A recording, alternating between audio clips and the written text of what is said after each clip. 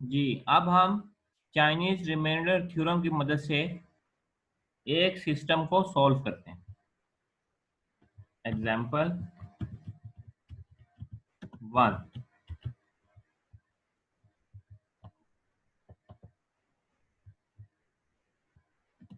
Solve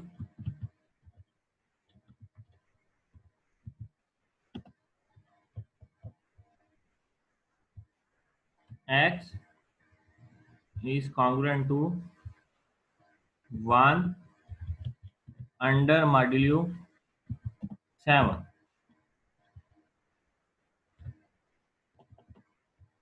X is congruent to 3 under modulo 11.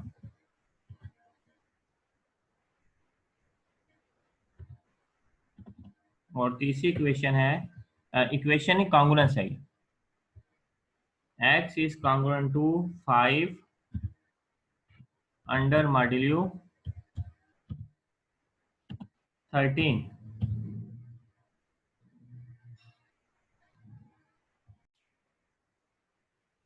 अब हम इसके सॉल्यूशन की बात करते हैं। चाइनीज रिमाइंडर थ्योरम उस वक्त लगता है जब हमारे पास m1, m2 और m3, यहाँ पर लिखें हेयर।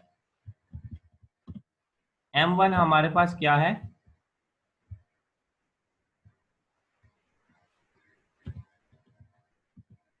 हमारे पास है 7, ये m1 है। m2 हमारे पास क्या है? 11।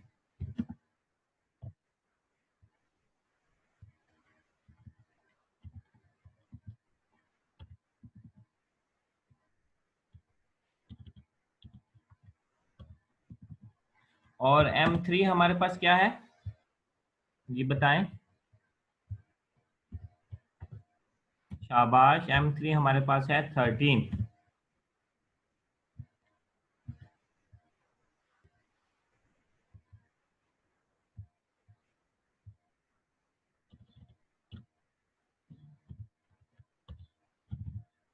तो चाइनीज थ्योरम के लिए ये जरूरी है कि ये जो तीनों नंबर्स हैं m1, m2 और m3 रिलेटिवली प्राइम होने चाहिए। क्या 7, 11 और 13 क्या ये रिलेटिवली प्राइम है? जी, ये रिलेटिवली प्राइम है। ठीक है, ऑल आर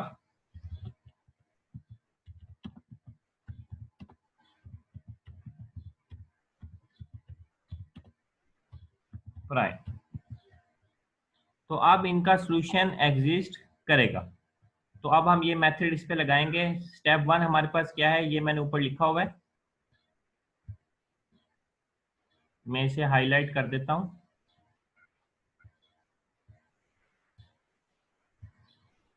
ये देखें, फाइंड m। m हमने फाइंड करना है। तो इस केस में हमारे पास m क्या होगा?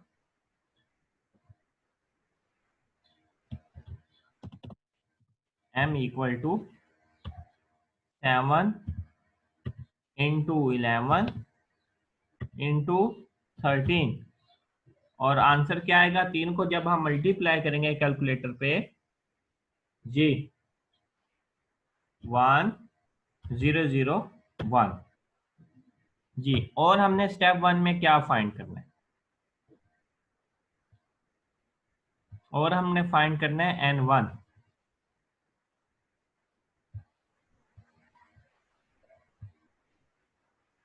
ये देखें n1। n1 कैसे फाइंड होगा? m over m1। तो ये फाइंड कर लेते हैं। अगले स्टेप में मैं आ देता हूं।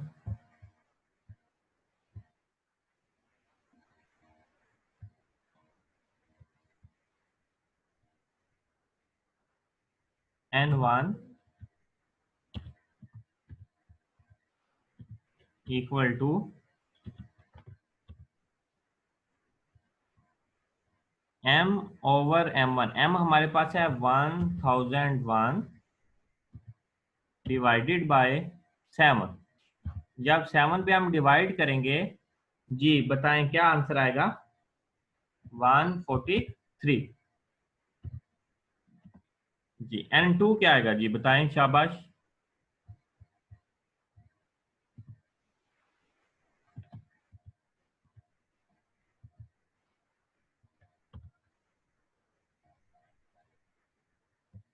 N2 का फार्मूला है M/M2। देखिए M हमारे पास क्या है, 1001 divided by 11। Answer will be 91। And N3,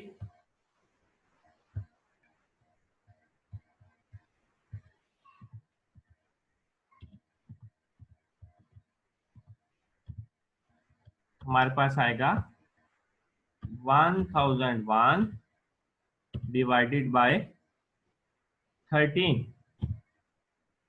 equal to, जब हम 13 पे डिवाइड करेंगे तो 77 आंसर आएगा। हमारा स्टेप 1 कंप्लीट हो चुका है। अब हम स्टेप 2 पर आएंगे।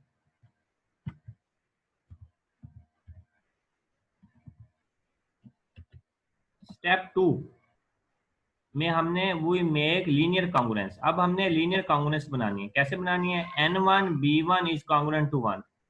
N1 हमारे पास है 143, तो पहली बनेगी 143 इज कॉन्ग्रुएंट टू 143 B1। ये B1 लिखेंगे जो हमने फाइंड करना है।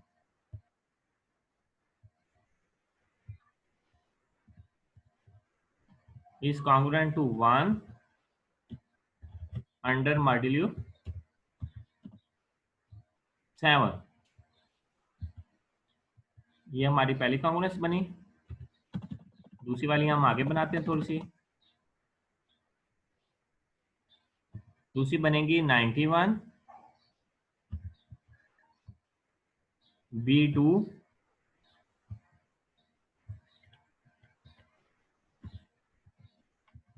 Is congruent to 1। ये कैसे आ रही है, अब हमने स्टेप 2 में सीखा, ये आपने याद रखना होगा कि N2 B2 is congruent to 1 under modulo 11। और तीसरी कॉन्ग्रुएंस क्या बनेंगी, इसमें 3 ही बनेंगी, ठीक है ना। अगर 4 होती तो फिर 4, अगर क्वेश्चन में 4 हमें दी जाती तो 3 दी गई है ना, तो 3 ही बनेंगी इसमें। जी नेक्स्ट कोई बताएगा क्या बनेगी, 77x B3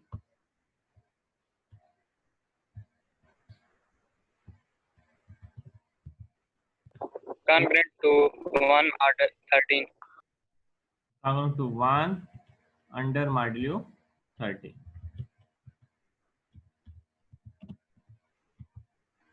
अब एक्चुअली ये हमारे पास 3 क्वेश्चंस बन गए लीनियर कॉन्ग्रुएंस के। ये हमने इनको अलग अलग सॉल्व करना है। इसको हम अलग सॉल्व करेंगे, मैं लाइन लगा रहा हूं। इसको हम अलग सॉल्व करेंगे और फिर हमने B1 B2 B3 की वैल्यूज फाइंड करनी, ठीक है। तो मैं यहाँ पर लाइन लगा लेते हैं हम, ताकि हम इसको सॉल्व कर सकें। इसको अलग सॉल्व करेंगे और इसको अलग सॉल्व।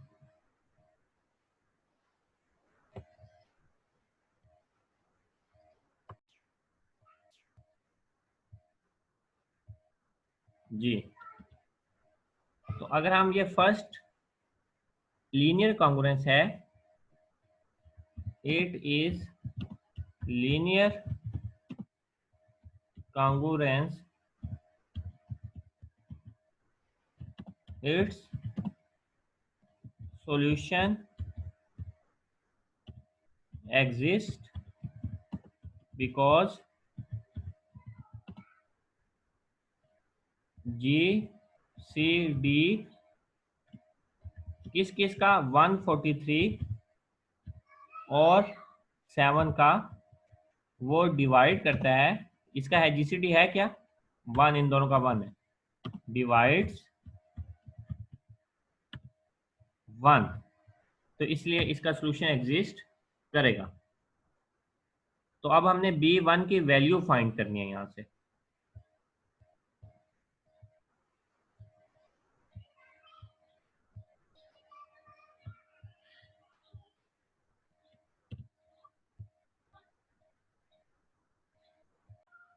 जी, अब हम 143 और 7 की मदद से इसका GCD 1 बनाएंगे, ठीक है। और उससे 143 के साथ जो नंबर मल्टीप्लाई होगा वो हमारा B1 होगा।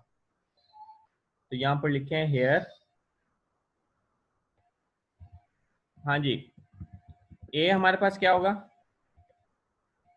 143 और बी हमारे पास क्या होगा, बी मतलब ये कि हमने GCD फाइंड करना है ना। बी हमारे पास क्या होगा 7। तो यूक्लिडियन थ्योरम क्या था, A equal to B Q plus R. A हमारे पास आ गया 143, बी हमारे पास है 7 जी, आगे ब्रैकेट और फिर प्लस जी। बताएं मैं ब्रैकेट में क्या लिखूं, बताएं शाबाश। 20 सर बी और 140 बन जाएगा तो 3 ऐड करेंगे और फिर ये 7 लिखेंगे पहले इक्वल टू 3 लिखेंगे, ब्रैकेट लगाएंगे और प्लस जी। यहाँ क्या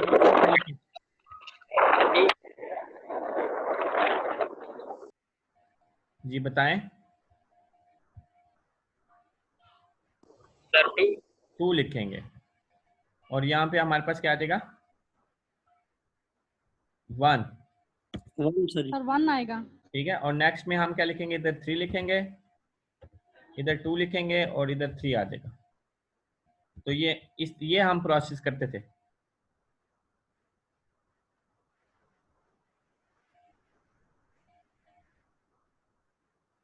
सर इधर 3 आएगा, 3 तो आएगा नहीं इधर है। से। जी सर इधर 3 तो नहीं है ना। हाँ, इधर क्या आएगा, इधर 1 सर 1 आएगा। हाँ जी, इधर 3 आएगा, इधर 1 आएगा, सॉरी जगह 1 आएगा। जी जी। तो ये हम इसे क्रॉस कर देते हैं।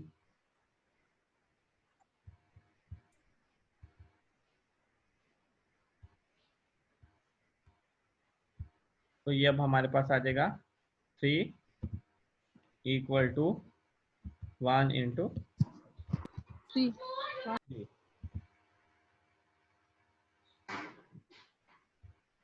ठीक हो गया। तो अब आप यहां से लिखें इस इक्वेशन से,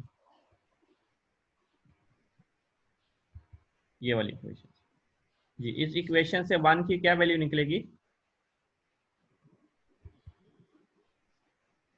1 इक्वल टू -3 इंटू 2 या 2 इंटू 3 कर लें, 2 इंटू 3 प्लस 7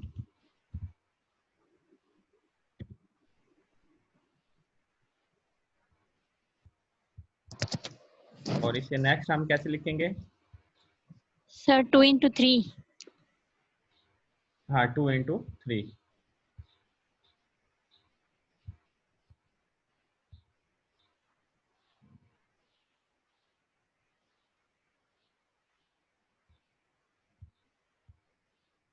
जी। नेक्स्ट हम कैसे लिखेंगे, 1 इक्वल टू -2 इंटू 3 की वैल्यू लगा दें इस इक्वेशन से, ये ऊपर वाली इक्वेशन से क्या वैल्यू निकलेगी 3 की 143 माइनस 20 इंटू 7 एंड प्लस 7। इसे सॉल्व कर लें तो ये बनेगा -2 into 143 minus minus plus 40 into 7 plus 7 41 into 7।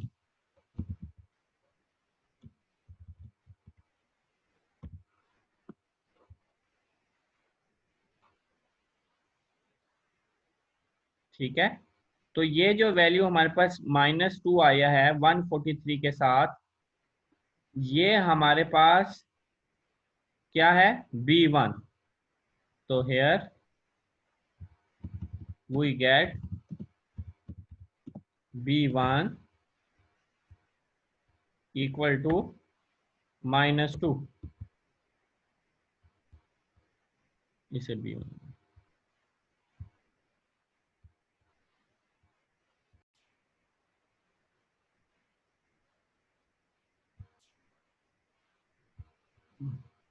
It's, हाँ जी, इसका सोल्यूशन एग्जिस्ट करता है। सॉल्यूशन यस सर करता है क्यों? सर। इसकी भी जो जीसीडी है वो 1 को डिवाइड कर रही है, 91 और 11 जीसीडी 1 और 1 को डिवाइड करते हैं। हाँ जी, GCD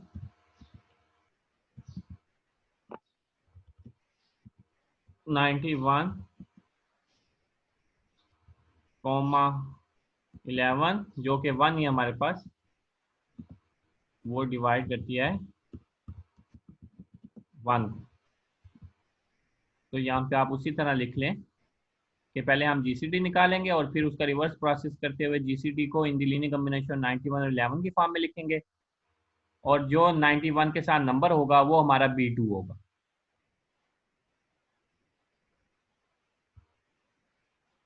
hair A equal to 91, B equal to 11। जी, अब आप लोगों ने साथ साथ करवाना है। 91 इक्वल टू 11 ब्रैकेट और प्लस। जी, पहले वाले में क्या लिखें? 8 सर। हाँ जी, और क्या ऐड करें? Sir 8 plus 3। जी, यहाँ पे क्या लिखें? 11 इक्वल टू 3। जी, यहाँ पे क्या लिखें? सर 3 आएगा। और ऐड क्या होगा? 2 सर 2 2। नेक्स्ट वाले में क्या आएगा? सर 3 आएगा। 1 आएगा और प्लस 1 आएगा। बस यहाँ तक कर लें बेशक। तो आगे अब हम इधर से रिवर्स प्रोसेस स्टार्ट करेंगे, ठीक है? इससे आगे मैं ब्लू में करता हूँ।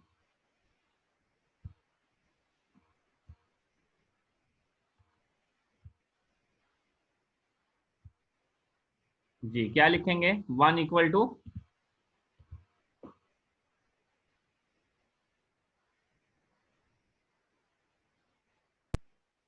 3 माइनस 3 माइनस 2। 3 minus 2 bracket 1। ठीक है, ब्रैकेट 1, शाबाश। 1 इक्वल टू 3 माइनस 2 की वैल्यू लगा दें।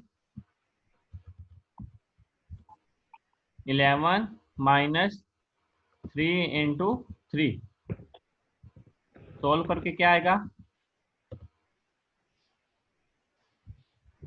-11 प्लस 6 इंटू 3।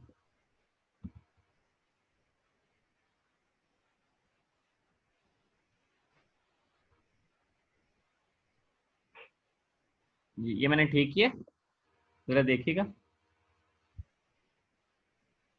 ये नो 3 सर। नो सर, ऐसे तो नहीं होगा। ऐसे नहीं माइनस 2 की वैल्यू लगा देंगे। 11 माइनस 3 इंटू 3। सर 3 to 4 नहीं आएगा? -2 3 आएगा, बल्कि नहीं 4 3। जी, 4 3 सर आएगा 3 सर। की भी वैल्यू लगाएंगे हम। सर 3 into 4 नहीं आएगा? हाँ 3 की वैल्यू लगा देंगे। हाँ 3 इंटू 4। पर 3 हाँ जी, ये 3, हाँ जी, ये आ जाएगा 4 इंटू। ठीक है, अब सही, क्योंकि ये 3 -3 इंटू 3 है ना, और एक 3 है, तो 3 और ये एक 3 ये और 3 ये 3 है, तो 4 बन गए। और 1 इक्वल टू, अब हम किसकी वैल्यू लगाएंगे? 3 की। 3 के साथ ठीक है, -11 प्लस 4 इंटू ब्रैकेट में 3 की वैल्यू इस इक्वेशन से 91 जी माइनस माइनस 8 into 11. 8 इंटू, 91 ठीक है, 8 इंटू 11। चलें इसको सॉल्व करें, क्या आता है मुझे बताएं।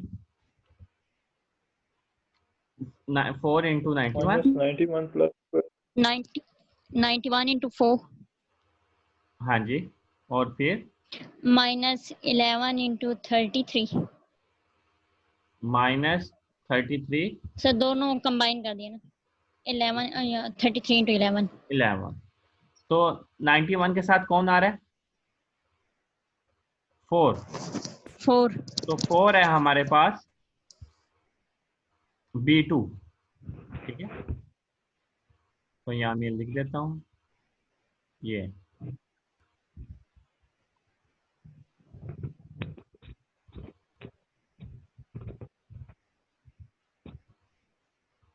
B, here we get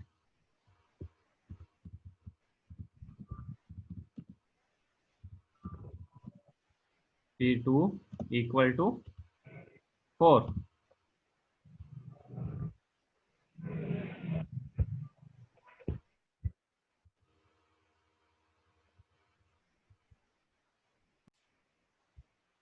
In the similar way, from the third congruence, we find the value of B3.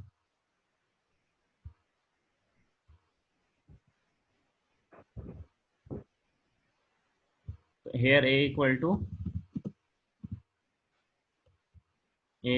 77, B equal to 13.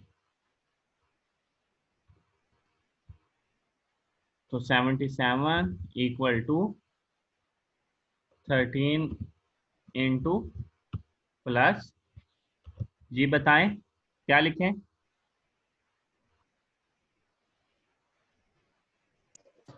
5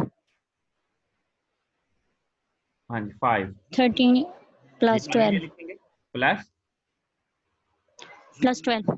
plus 12, ये देख लें एक दफा।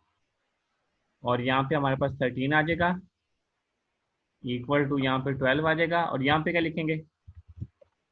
1 और आगे प्लस 1। जी अब हम यहाँ से रिवर्स चलेंगे।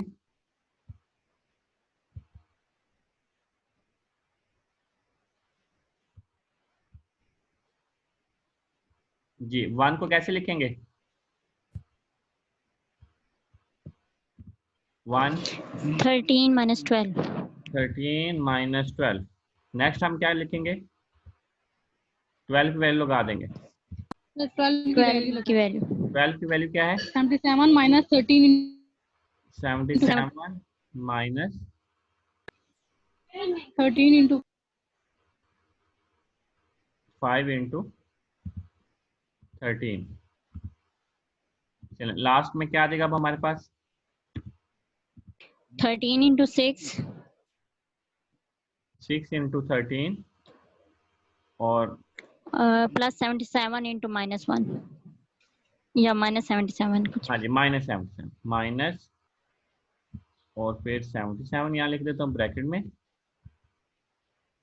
और प्लस 6 इंटू 13।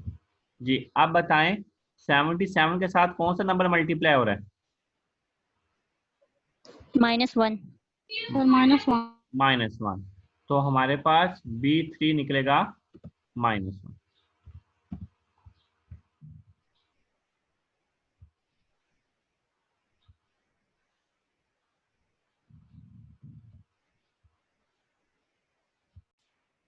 अब हम स्टेप 3 की तरफ आते हैं, और स्टेप 3 में हमारे पास फार्मूला है सॉल्यूशन का, ये हमने किया था।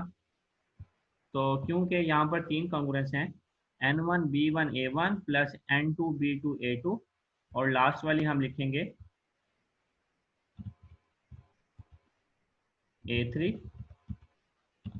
B3 और N3 up to sworn the. तो ये हमारे पास फार्मूला बनेगा सॉल्यूशन का। अब हमने सिंपली इसमें जो वैल्यूज हमने फाइंड की हैं वो हमने पुट करनी। जी मुझे बताएं कि N1 की क्या वैल्यू निकली थी? 143. जी -2 जी, n की वैल्यू निकली थी 143 इंटू -2 into 1 इंटू 1। आगे बताएं। n2 91 into 4 91 और a2 क्या है? 3. 3 sir 3. और n3 क्या निकाला है? -1 77. 77 b3 sorry sir -1. और a3 5. 5।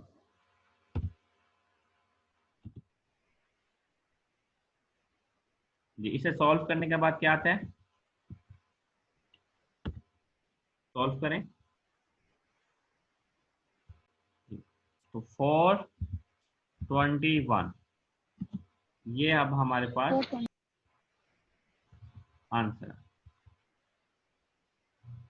तो ये अब हमारे पास जो हमारे पास कांग्रुएंस थी उसका ये आंसर आ गया। अब हमने इसको वेरीफाई करना है कि क्या unique ये हमारे पास उसका जो हमारे कांग्रुएंस लिखी थी क्या ये उसका आंसर है या नहीं। ठीक है, तो इसको हम कांग्रुएंस की शक्ल में भी लिख सकते हैं।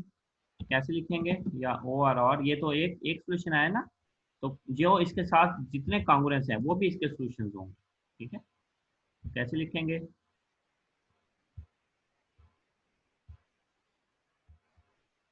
लिखेंगे x star is congruent to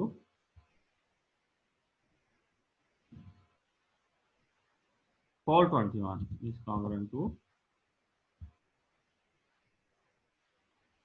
421 under modulo 1001। तो जो 421 के भी कॉन्ग्रुएंट होगा वो भी सोल्यूशन होगा। ठीक है, इसके अलावा कोई सोल्यूशन नहीं आएगा। जी, अब हम इसको वेरीफाई करते हैं। जी, अब हम वेरिफिकेशन कहेंगे। जो हमारा क्वेश्चन था वो हम लिख लेते हैं यहाँ पर। अब हम x की जगह 421 लगाएंगे और ये देखें क्या ये लीनियर कॉन्ग्रुएंस तीनों सेटिस्फाई करती हैं या नहीं करती।